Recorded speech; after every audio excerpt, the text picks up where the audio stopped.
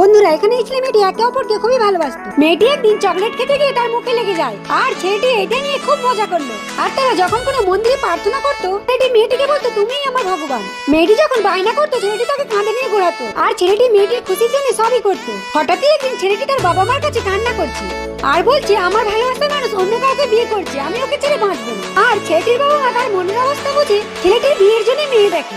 আর মেয়েটি যখন ছেলেটিকে খাওয়ার কথা বলে ছেলেটির তখন তার ভালোবাসার মানুষের কথা মনে পড়ে যায় আর ছেলেটি বলে আমি খাবো না।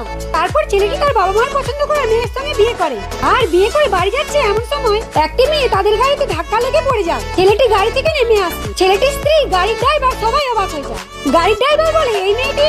আর ছেলেটি বলে তুমি চেনো? হ্যাঁ, এই মেয়েটি কিছুদিন আগে বিয়ের মণ্ডপ থেকে পালিয়ে যায়, তারপর ফোনে আপনার ছবি নিয়ে আমার কাছে এসেছিল আর রাস্তায় রাস্তায় আপনার ছবি নিয়ে ঘুরে বেড়াতো। এই কথাটি শুনে ছেলেটি খুব কষ্ট পাচ্ছে, আরো অনেককে দেখিয়ে পাগলের মতো খুঁজছিল আপনাকে। আর মেয়েটি